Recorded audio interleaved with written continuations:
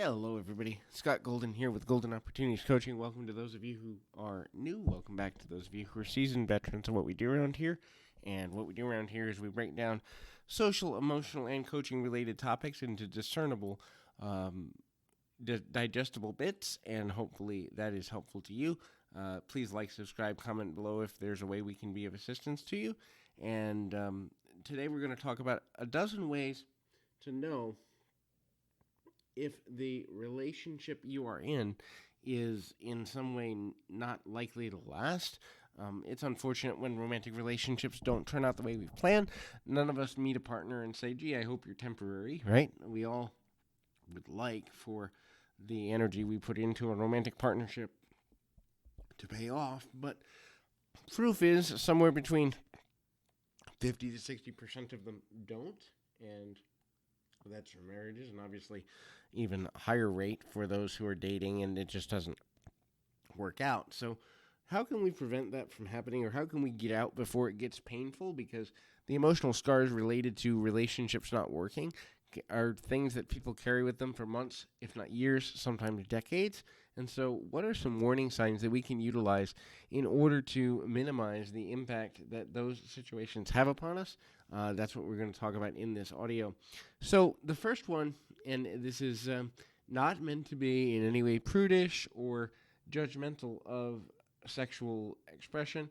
Sexual expression is wonderful between consenting adults and can be a great way to bond. However, if the focus of the relationship is on sexuality, it can ultimately become negative if the main focus is on sexuality. The reality of that situation is, look, you're going to get, at some level, less attractive over time. Parts are going to drop, parts are going to sag, and you are going to eventually not lose your looks entirely, but look different over time. You're going to gain weight, your weight's going to redistribute, and thus, the basis of a relationship being primarily sexual and being long-lasting is very unlikely. So, if the focus is on sexuality as the center of the relationship, you should plan for it to be shorter term. Next thing is, if you're not in with each other's friends.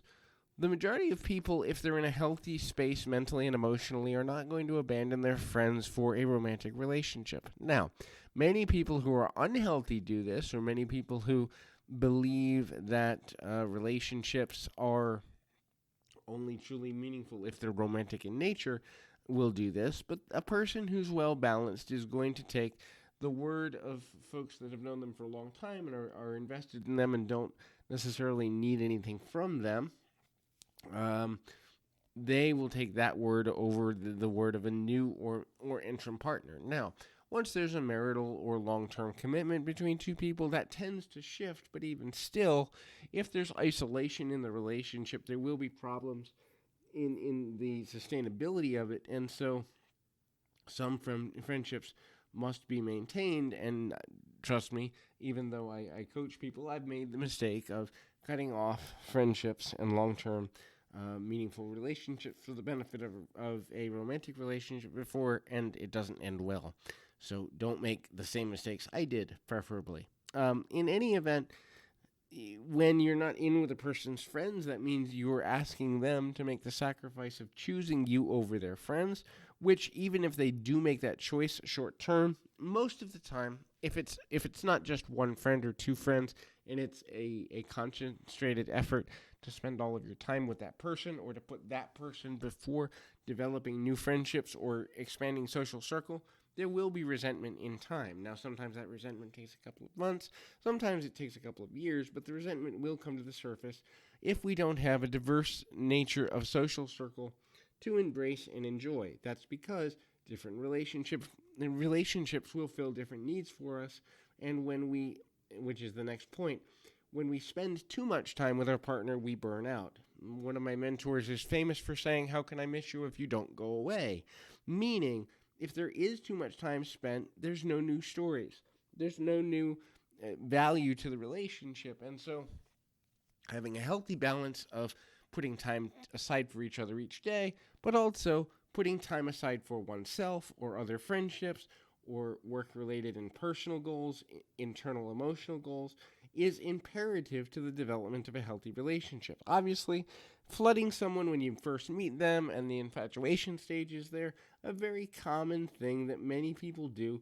I would say most of the time it's a mistake because the more time you put into something to the exclusion of other things, the more likely you are to give it too much energy too quickly, and thereby it burns out just as quickly as it began. There are some cases where that can work out, but those are the minority, not the majority. And so balancing the amount of time you put into a relationship is imperative to its longevity. If you find that you are flooding a person with attention or they are doing the same to you, the relationship will most likely burn out before it gets to a stage of balance. And the next one is the process of being the overgiver. So, people that are emotionally wounded will generally break their own boundaries and break their own rules about what a healthy relationship is in the effort to get love or receive love. This is called trading or bartering for love. And lots of people, especially wounded people who have been in abusive relationships before or come from less than healthy family dynamics, will in fact trade for love. And this means if I do this for him, if I do this for her, she will love me, he will love me. If I give up all my time, if I give up my friends, if I give up on my dreams to travel the world, if I make myself stay home and be a family person when it's not really my calling, if I do XYZ, then they will give me ABC and I'll wind up in a loving situation. The problem is that doesn't work because that is not a sustainable model for a lasting relationship. So, while sometimes it's necessary to overgive if someone's been through a trauma or if they're going through a difficult time or if they need extra support, that can only last for short times. Think like a stock car or a car race. So you can go maximum speed around the track, and you can do that several times in a race. But if you're going around the track at 200 miles an hour full time, you're going to burn that engine out. You're going to eventually pop a tire. You're going to do something to your vehicle that will be negative because it can't sustain top speed all the time. Just like we cannot, in human sense, sustain being the giver all the time. And when we're in a dynamic that's calling that out of us, we eventually will develop resentment and the relationship will fall short of both parties' expectations sooner or later. The next is if you are being controlled or you are trying to control the other person. I raise both things because both sides of the coin are equally valid. If the person is manipulating or in some way trying to control you or get you to do exactly what they want to do without being willing to give, the relationship will burn out because you will resent them. But if from your place of insecurity or rules that you follow because that's how you were taught they are, or because that's the only way you can be happy, or any other number of reasons. In other words, if you are controlling a person for any reason, or they are controlling you for any reason, the relationship will not last long term. It can, in fact, last for an extended period of time.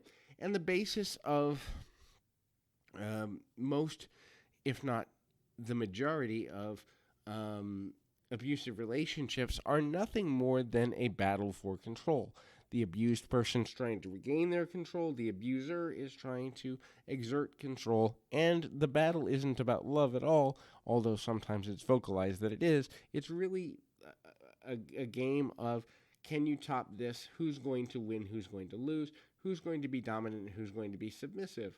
And that doesn't work. So, when the basis of a relationship is focused on control, it's most likely time to exit, which means that you are, if you're being controlled, you aren't accepted as you are. A lack of emotional, physical, or mental acceptance, as in, this is who I am, these are the parts of me, and in order for the relationship to last, I must accept you and you must accept me, or more accurately, it is beneficial that I accept you and beneficial that you accept me, because without that acceptance, we will be struggling for control to try to turn the person into what we believe they should be rather than accepting them for who they are, and sooner or later, the pressure of not being accepted will turn one or both of you into fake people. In other words, you're performing what you think the other person wants rather than being yourself. And although performing is nice if you're going to a social function and there's social rules you got to follow, or performing is nice if you are standing in front of someone you don't like for a short span of time, being polite and acting with decorum is good. If you're constantly performing and you become fake in your relationship day after day after day, you will eventually detach from that relationship, and the other person will realize you're not happy in the connection. If they realize that you're not happy and they don't care, then you don't really have a relationship. You have a game of can you top this? And if they do care, they're going to either change their behavior or they're going to let you go, because truthfully, at the center of all relationship should be mutual benefit and happiness. And if you're fighting all the time or constantly, or you fear that a fight is coming more often than not, the relationship is short term and will not last. People often do not learn how to fight in a kind way, and they use words and threats and all sorts of manipulation, gaslighting tactics to gain control over each other, and usually these become passive aggressive. If you are at a place where you're dealing with somebody who is constantly mean, you're dealing with somebody who's constantly passive aggressive, and the fights you have never feel like they come to resolution. There's no compromise, there's no end to the fight, and you're constantly over a series of weeks and months not coming to resolution, and you have the same fight over and over again, even if the words are different. The relationship, in all honesty, has already ended, and instead it becomes a competition for who is going to get their idea, their concept, or their belief across and convince the other person to believe in what they believe in. Reality is, many times people have difficulty accepting that what they thought the other person wanted out of life, they do not want. And so when that lack of acceptance is there, so too becomes the idea that we can change another person. The biggest lie in relationships is that we as people can change each other. In reality, change has to come and needs to come from within inside the individual and can be inspired by another person, motivated by another person, but the desire itself at the core to change has to come from within each individual in order for it to be effective, efficient, and actually stick. Now, the last one is improper timing. So sometimes we think we're ready for a relationship. Many times we think we're ready, but we haven't dealt with our stuff, or we need to focus on work, or we need to focus on our kids, or we need to focus on getting out of debt. Our focus needs to go somewhere else, but because we live, especially in Western society and some Eastern cultures where success is defined by success of marital relations and the building of family, although in Western culture the belief often is you can't be happy and be single at the same time. And this is not a spoken belief, it's often an unspoken belief.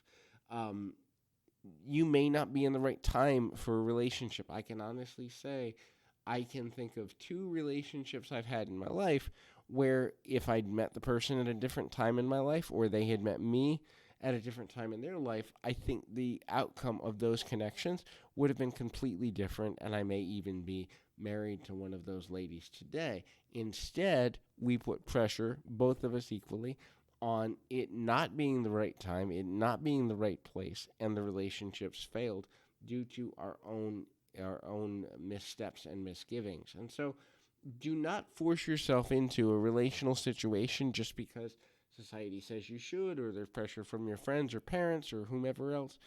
Be ready to fully engage with a person, have the time, the energy, and the willingness to be open-minded and open-hearted, and relationships can be a wonderful thing. But until you are those things, they are a lot of work and they're a lot of stress. And so hopefully this has been helpful for you to identify if you're in a relationship that is coming to an end or will eventually come to an end because it's not built on solid or even ground.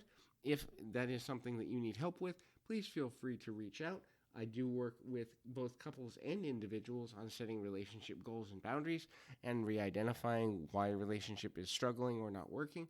So if that's something you need, feel free to PM on Twitter at POPerception, or feel free to reach out here on YouTube in the message box and we can set up a private session. Flexible rates, especially with COVID in mind.